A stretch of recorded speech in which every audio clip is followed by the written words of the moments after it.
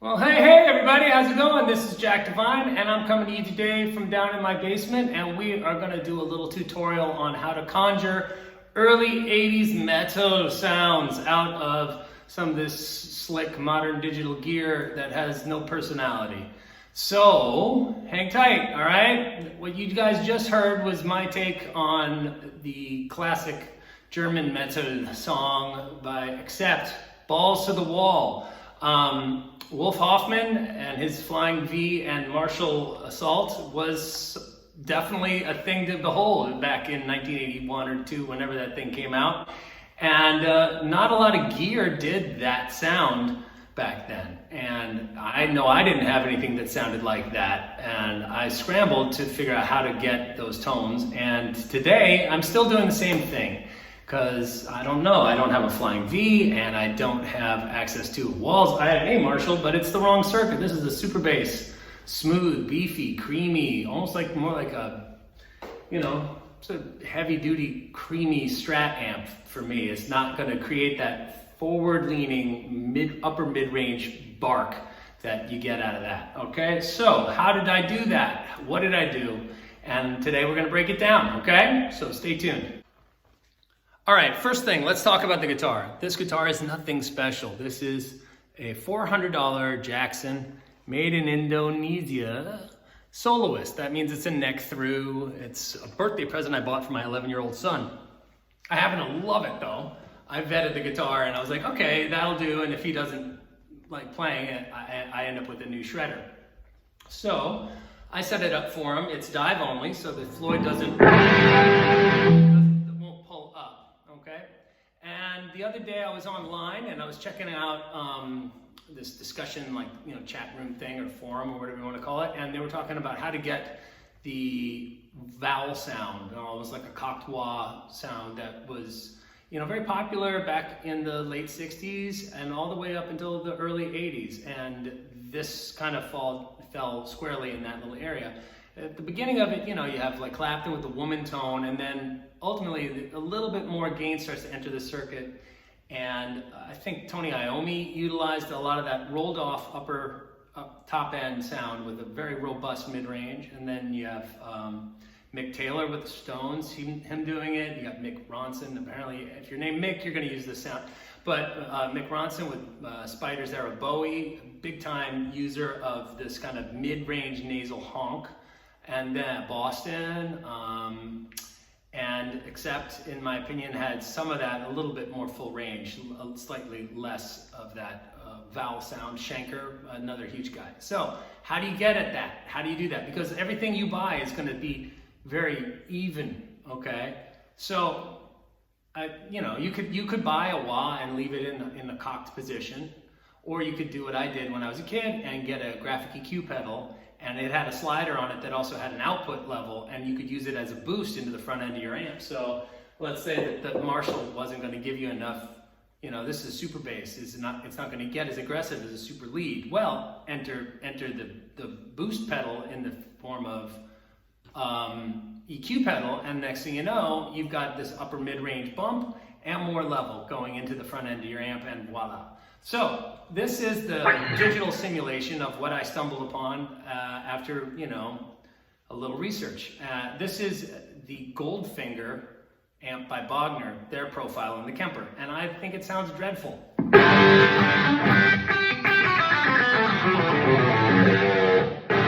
Very shrill, very biting, but it does have enough upper mid-range. It almost sounds like a wah with the toe forward. So what did I do? I made it worse before I made it sound better. I added that graphic EQ, which added more gain in those specific frequencies that I want to kind of develop and enrich and enhance. Okay, so that's going to be in the vocal areas, like around everywhere from 800 to say like 1.5K. And if you bump that, create kind of an inverted, it's not a smile like a scoop, like Hetfield and those guys in Metallica, they were scooping their sounds. This is a bump, so it's more like a frown. And then you've got the hump on the mid-range, and in particular in the vocal element, around from 800 to 1.2K. So it's going to sound really shrill because the guitar is still wide open. Listen. Ugh,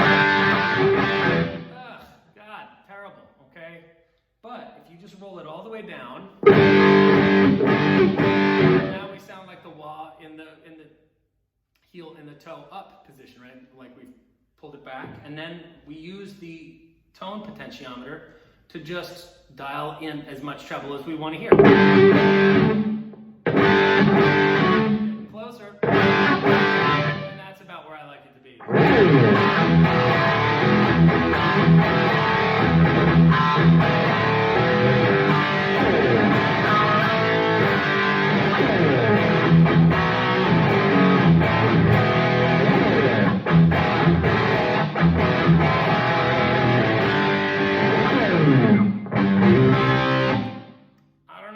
That sounds pretty killer and pretty period correct, provided of course you do enough of those pinch harmonics across the two strings. That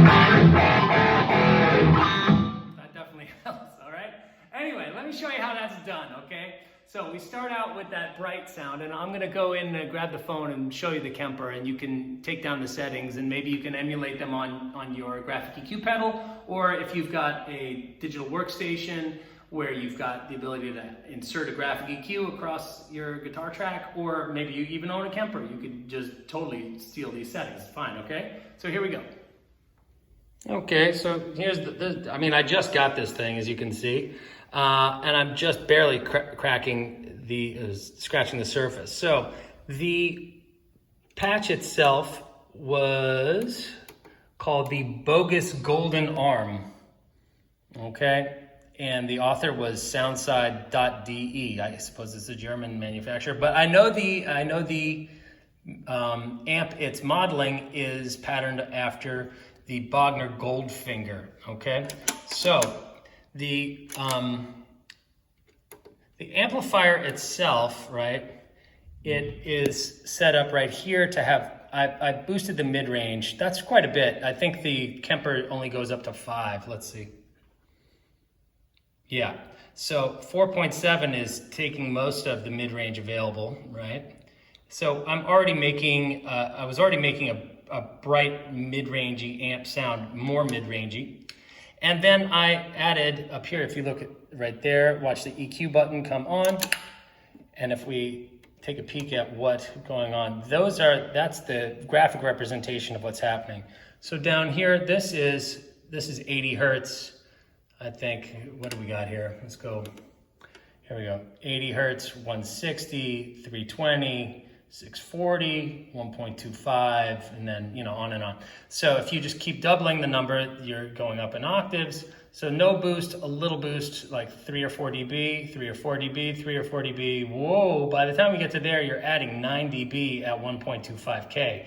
So the cumulative effect of adding all of that is like jacking up the input into the amp, but you're shaping the tone of the guitar. Now all of a sudden the guitar has all this mid-range in it and none of this high end, and then you're gonna roll off the high end at the guitar in addition to that, and you end up with this great aggressive and very harmonically rich sound in the upper mids, okay? But not a lot of shrill biting treble and a totally tight, awesome bottom end. So who doesn't want that, right? All right, so let's go back to guitar level. Okay, can everybody see what's going on there? Here, let's go one page more.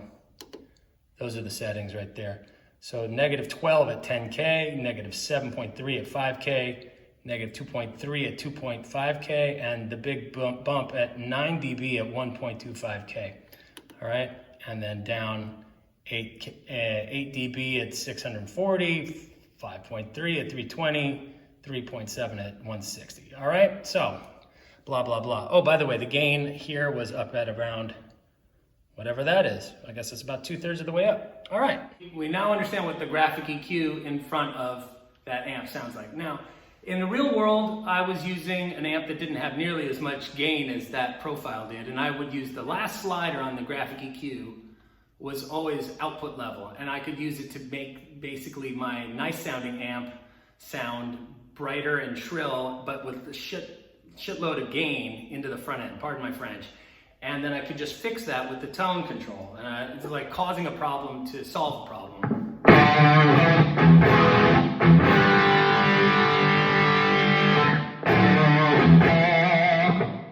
Oddly enough, I don't know what that sounds like on this, my telephone here, but it sounds pretty compelling in here. It sounds very much like what I want it to sound like. Now, the funny thing is that, German metal sound, you wouldn't think that that would necessarily be related to Boston, but oddly enough, you just a little less gain and add a little chorus, and you're hearing like.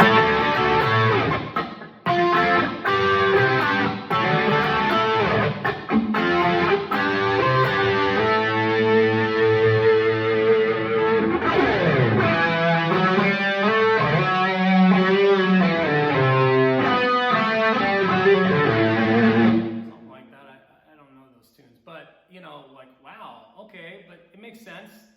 Both those bands were using super leads, and both of those bands were jamming all kinds of boost into the front end of it to get more gain and more tone control, right? And I mean, Scholes was a mad tinkerer, but I mean, even if we take the chorus off and just come up maybe half as far with the gain, double check that we are doing the right thing in terms of the tone placement, and we end up with, this kind of like.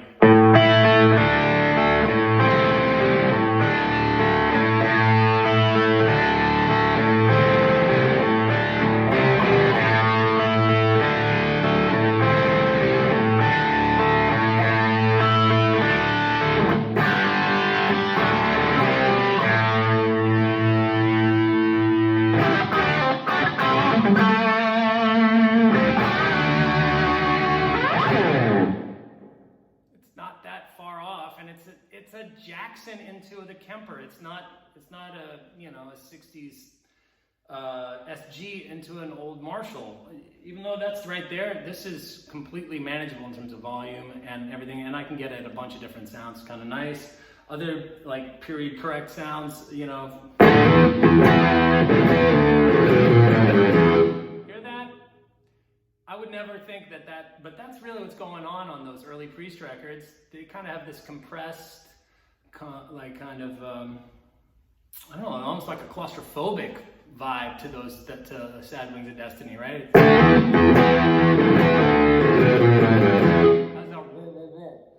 that?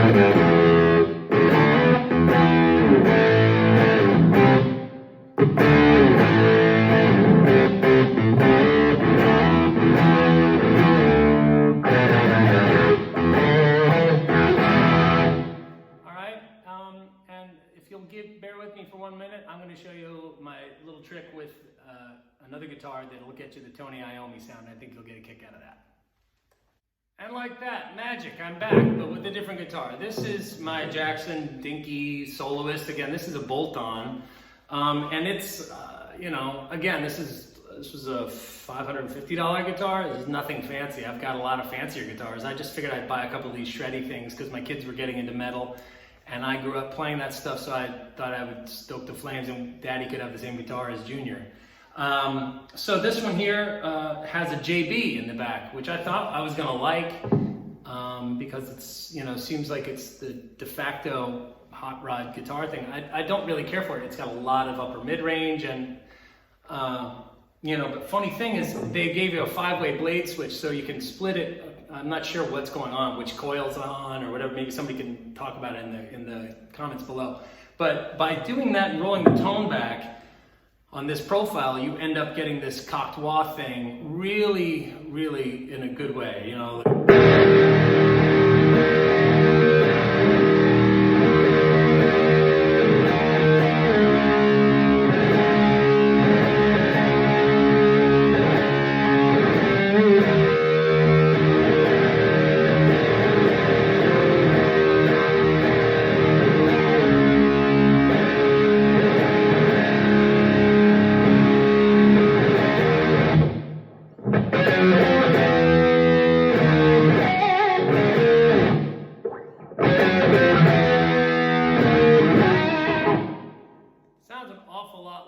maybe a little bit too much gain for that era, but very, very cool.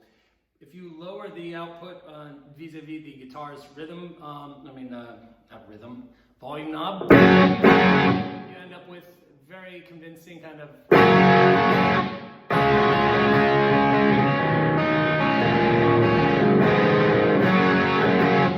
that trashy Mick Ronson bouncing thing that you heard a lot of, very vocal right in here.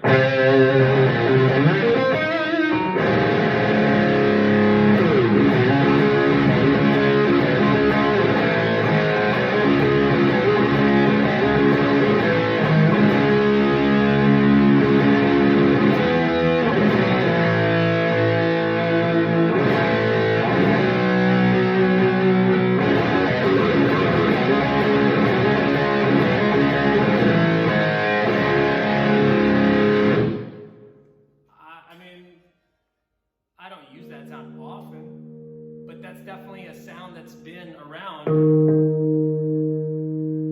And last but not least, right here, if we're doing, we can get at some of that Mick Taylor stuff. You got that, what would that be? Kind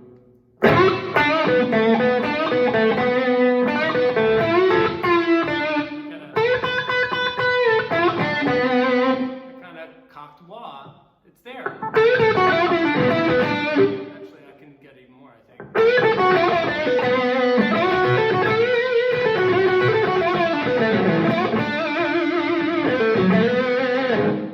Anyway, that's a JB, notched out, no tone, and then using the same kind of trick with the graphic EQ. So don't be afraid of that graphic EQ pedal you've got laying around. Plug it in, get busy, crank up 1K, 2K, make it sound awful, and then fix the problem at the guitar, and really own the mid-range in your music, okay? I guess that's it. Hopefully you guys can take something from this, other than I don't know how to play a lot of those songs accurately, but they bring me a great deal of joy, and making a glorious noise is a spectacular bit of tension release in these days. So hopefully you can go down to your little area and blast it out and plug in the graphic EQ. I was shocked. I use a graphic EQ all the time when I do my Brown sound stuff. And I thought, might as well just keep applying it to other different bass tones. And I was shocked to see how integral it really is to bringing out the different voicings. You'd be surprised. So, signing off from Brooklyn, New York, this is Jack Devine. If you liked what you saw and you want to hear more or see more, click below, subscribe, or hit that little bell thingy or whatever, and I'll try not to pester you too much. And lots of good stuff here on my website. Hopefully you can get into some of the licks and ideas. It's not all metal stuff or 80s stuff. This is just the crap I learned when I was a kid. But growing up, maybe there's something in there too. There's a lot of good stuff here. So cheers, and I hope everybody stays healthy and happy, okay? My best. Take care.